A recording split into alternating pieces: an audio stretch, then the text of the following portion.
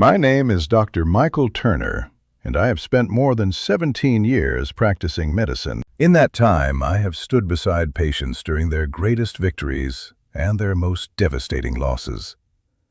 I have watched people beat cancers that should have killed them, and I have watched healthy men and women walk into a doctor's office for a routine screening and walk out as patients, not because anything was genuinely wrong with them, but because modern medicine handed them a label they could never shake off. I want to say something that most doctors are reluctant to say out loud.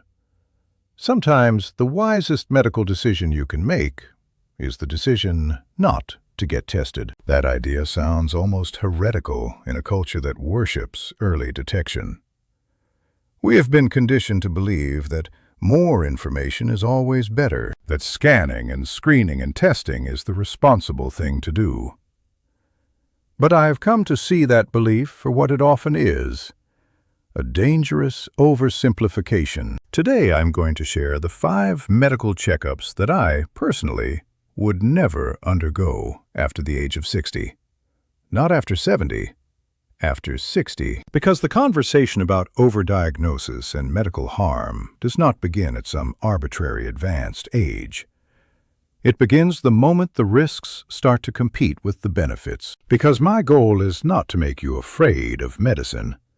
My goal is to make you a better, more informed, more empowered participant in your own healthcare. When you understand the real probabilities, you stop being a passive recipient and start being its most important decision-maker, yourself. Let us begin. Checkup number 1, the full body scan. Walk past any executive health clinic in any major city, and you will likely see it advertised. A complete interior scan, full body MRI or CT imaging, a top-to-bottom look at everything inside you, promising the ultimate in peace of mind, the ability to catch anything, anywhere. It sounds like science fiction made real. But I need to walk you through what actually happens, because the gap between the promise and the reality is enormous and dangerous. Let me tell you about Roberto. Roberto was 74 years old when his son gave him a full executive health package as a birthday gift. Roberto was thriving. He played golf twice a week.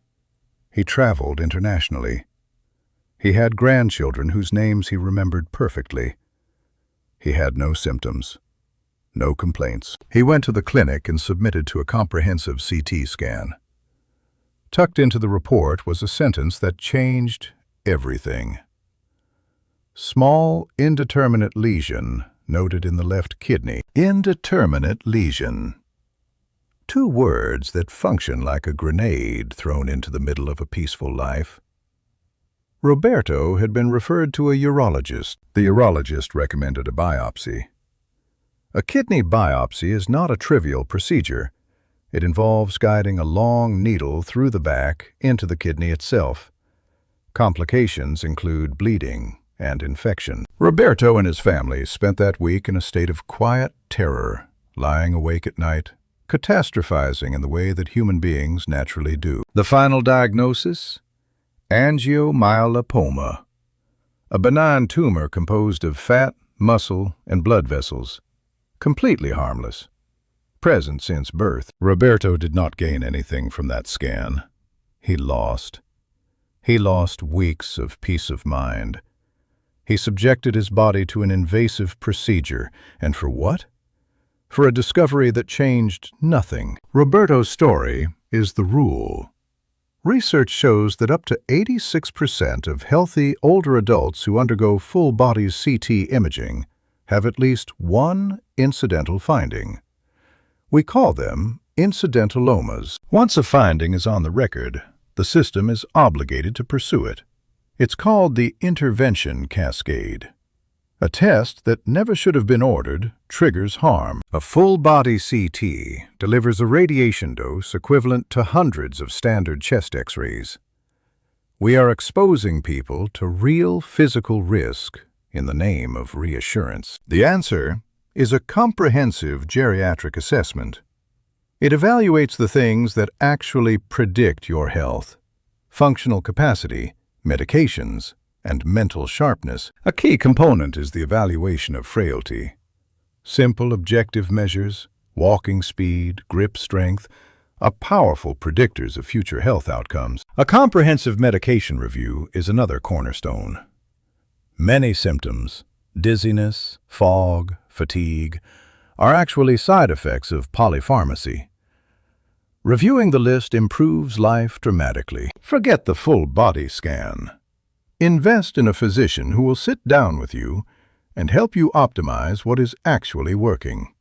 That is the checkup that will genuinely change your life. Checkup number 2. The routine brain MRI for mild forgetfulness.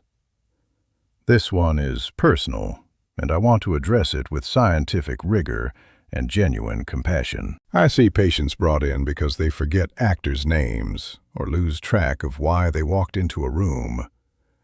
The natural instinct is to want certainty, and a brain MRI feels like the answer. I need to explain why ordering an MRI in this situation is almost always the wrong decision. Allow me to introduce Marta. Marta was 78, intellectually vibrant. The radiologist described mild diffuse cortical atrophy and white matter gliosis. For a doctor, this is essentially a description of a normal 78-year-old brain. Cortical atrophy occurs in virtually every aging brain. White matter changes typically reflect decades of minor vascular events, not any active disease process. Marta and her daughter heard atrophy, lesions. They left in tears. Marta withdrew from her reading group, afraid she would embarrass herself. The MRI created a disease by destroying her confidence. Studies report that as many as 94% of cognitively healthy adults over 75 show findings that could be described as abnormal. The image and the person are not the same thing. The key insight? The result does not change the treatment. There is no medication triggered by these findings for mild memory complaints. It adds only anxiety and labeling. The sensible alternative begins with assessment. Validated tools like the MMSE or MoCA can be administered in under 15 minutes and provide functional information. Before imaging, we work through the reversible causes checklist. Medications like sleep aids or blood pressure drugs can cause profound fog. Hypothyroidism and B12 deficiency are also common. Work through these reversible causes first. Treat what you find. Only if decline is progressive after excluding these does imaging earn its place. Use the MRI wisely. Checkup number 3. The routine cardiac stress test. This scenario plays out every day. An older adult scheduled for surgery is forced into a stress test by protocol. Let me tell you about Javier. Javier was 72, a recreational tennis player who played 3 times a week.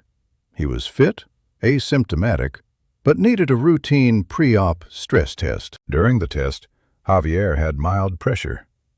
This led to cardiac catheterization, an invasive procedure with risks of arterial damage, stroke, and radiation. The findings were insignificant, but Javier left with a diagnosis of coronary disease and a medically unwarranted fear of exertion. He stopped playing tennis and lost his fitness and quality of life. The critical principle. The indication for a stress test is symptoms: chest pain, dyspnea, or syncope. In the absence of symptoms, your daily life is already your stress test. If you can climb 2 flights of stairs or walk briskly for 20 minutes without chest pain, you are already demonstrating adequate cardiac reserve. No treadmill required. For a quantitative assessment, the coronary artery calcium score is superior. It's a low radiation scan that measures plaque. A score of 0 means low risk. It guides prevention without the cascade. Do not let anyone put you on a treadmill because of your age alone. If you have symptoms, investigate. Otherwise, stay off it unless your body gives you a reason. Checkup number 4. Routine colonoscopy after 75. Colonoscopy is valuable at 45, but after 75, the risk-benefit calculation changes fundamentally. Elena was 79. Her previous scan at 70 was normal, but the system said it was time. The bowel preparation was miserable, leaving her severely dehydrated and depleted. The sedation carries risk of respiratory depression and confusion. And there is perforation. The colon wall becomes thinner with age. The risk of a tear is 2 to 3 times higher in the elderly. Colorectal cancers take 5 to 10 years to become significant. For an 80-year-old, the likelihood of living long enough to benefit is low. Major societies recommend against routine screening after 75. Instead of invasive surveillance, shift to symptom monitoring. Any change in bowel habits that persists for more than 2 or 3 weeks, new constipation, new diarrhea, change in stool caliber, deserves evaluation regardless of age. Rectal bleeding, unexplained abdominal pain, unintentional weight loss, or a new iron deficiency anemia in an older adult all warrant colonoscopy because these are symptoms, not simply the passage of time. And on the prevention side, the dietary evidence is overwhelmingly supportive of high-fiber eating for colorectal health at every age. Legumes, vegetables, whole grains, and fruit feed the beneficial bacteria of the gut microbiome, which in turn produce short-chain fatty acids with direct anti-inflammatory and anti-carcinogenic effects on the colonic epithelium. Reducing red and processed meat consumption is the single most powerful dietary intervention for lowering colorectal cancer risk. These strategies are safe at any age, have benefits that extend far beyond the colon, and require no preparation, no sedation, and no risk of perforation. Screen early. Screen regularly through your 60s and into your early 70s. Then, have an honest conversation with your doctor about whether the math still adds up. Checkup number 5. Routine PSA testing in men over 75. The prostate-specific antigen blood test has, over the past several decades, generated more medical controversy than almost any other screening tool in existence. And the controversy is warranted because the story of PSA screening is, in many ways, the story of modern medicine's most instructive failure. A test with genuine utility in specific contexts that was applied indiscriminately across an entire population, and in doing so, created an epidemic of harm. I want to tell you about Carlos. Carlos was 80 years old, recently widowed, living independently, active in his community, and in every meaningful respect enjoying a full and satisfying life. His annual blood panel, ordered by his family physician, included a PSA measurement as a matter of routine. The result was 6.5 nanograms per milliliter, modestly elevated. Carlos had no urinary symptoms, no pelvic pain, no bone pain, nothing. But the number was there on the lab report, flagged with a small asterisk, and the medical machinery began to turn. His family physician referred him to a urologist. The urologist, appropriately concerned, recommended a prostate biopsy. A prostate biopsy involves inserting a needle, typically multiple times, through either the rectal wall or the perineal skin into the prostate gland to obtain tissue samples. It is uncomfortable, and it carries meaningful risks, the most serious of which is sepsis, a systemic infection that occurs when bacteria from the rectum or perennial skin, are introduced into the bloodstream through the biopsy needle. Carlos had the misfortune of developing exactly this complication. He was hospitalized with gram-negative septicemia, spent several days in the hospital receiving intravenous antibiotics, and endured what he later described as the sickest he had felt in his entire life. When the biopsy result finally arrived, it confirmed the presence of prostate cancer. Specifically, an adenocarcinoma with a Gleason grade of 6. Here is what every man over 75 and every person who loves one needs to understand about Gleason 6 prostate cancer. It is the most biologically indolent form of prostate cancer that exists. Its growth is extraordinarily slow. Its capacity to spread to other organs is minimal. The medical literature on this topic is essentially unambiguous. The probability that an 80-year-old man with Gleason 6 prostate cancer will die from that cancer, as opposed to dying with it from some other cause entirely, approaches 0. Autopsy studies have repeatedly demonstrated that somewhere between 60 and 80% of men in their 80s who die of unrelated causes are found to harbor foci of low-grade prostate cancer that never produced a single symptom or contributed in any way to their death. Carlos had a cancer that would almost certainly never have harmed him. He had a cancer that was never going to kill him. The clinically appropriate management was active surveillance, regular monitoring to ensure the tumor remained stable and low-grade, without any intervention until and unless the biology changed. But Carlos was 80 years old, and a doctor had just told him he had cancer. And in that moment, the rational risk calculation was no match for the weight of that single word: cancer. Carlos wanted it treated. Despite his urologist's genuine effort to explain the concept of active surveillance and the favorable biology of his tumor, the anxiety was overwhelming. He chose radiation therapy. The radiation was technically successful. His PSA fell to undetectable levels. But the cost was enormous. Radiation to the prostate produces collateral damage to adjacent structures: the bladder, the rectum, the erectile neurovascular bundles. Carlos developed permanent urinary incontinence that required him to wear protective pads every day.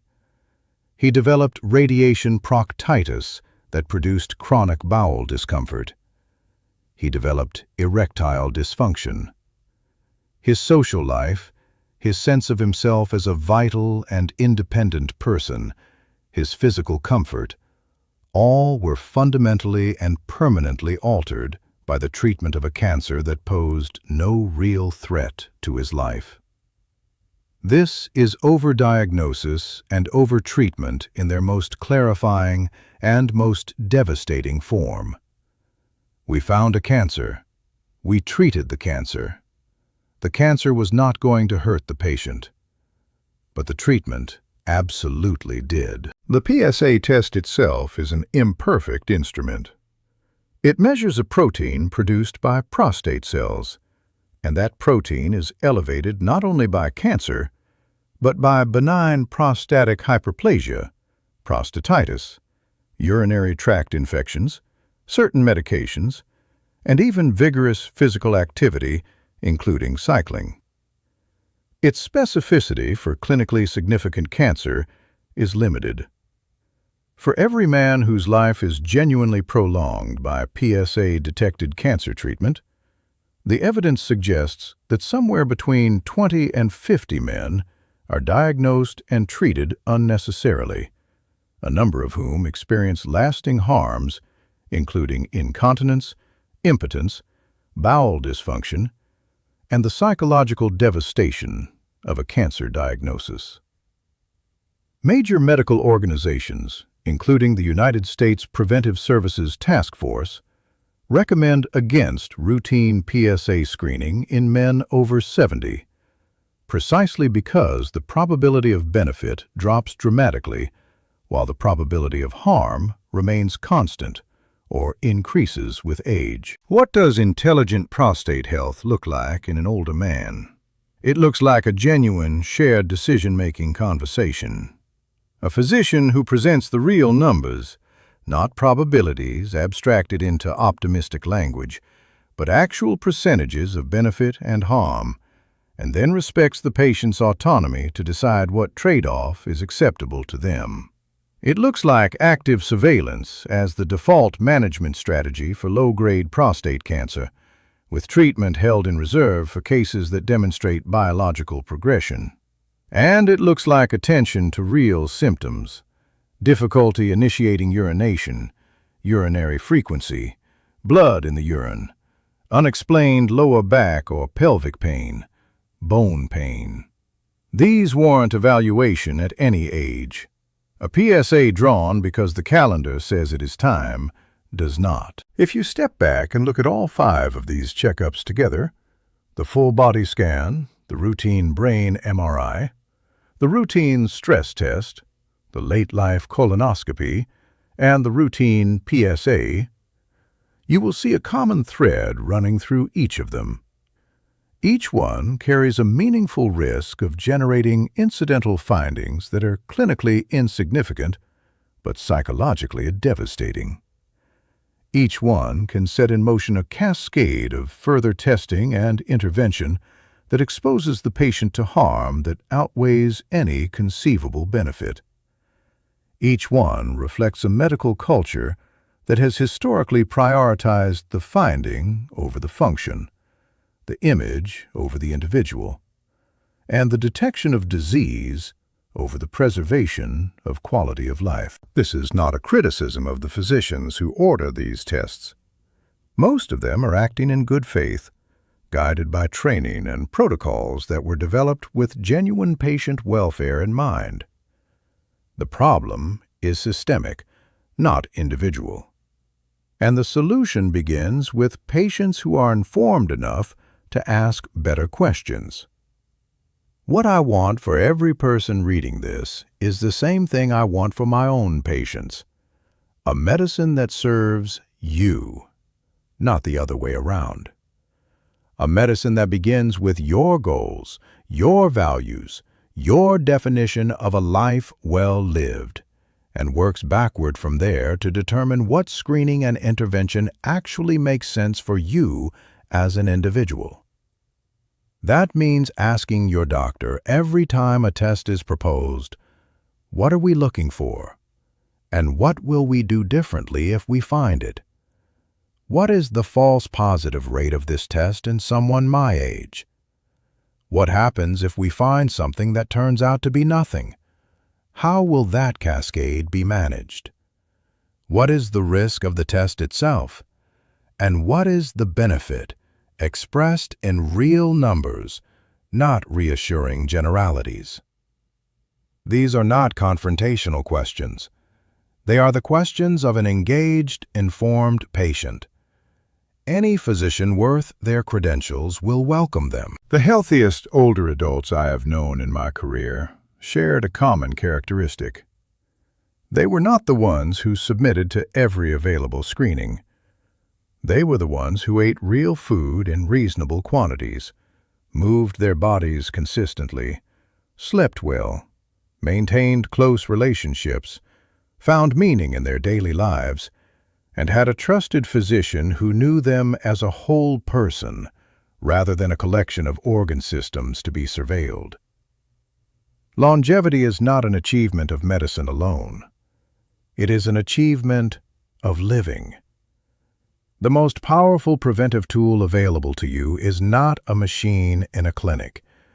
It is the 10,000 small choices you make every day about how you eat, how you move, how you sleep, and how you connect with the people you love.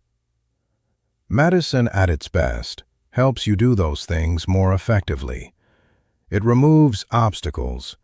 It treats what genuinely needs treating. It supports your function and your independence. What it should never do, what it must never do, is take a person who is living fully and convert them into a patient chasing phantoms. That is the medicine I believe in. And that is the medicine I hope, after reading this, you will demand for yourself and for the people you care about. Be informed, be engaged, ask questions, and know that sometimes, the most profound act of medical wisdom is the one that says, "Not this test, not today, not for me."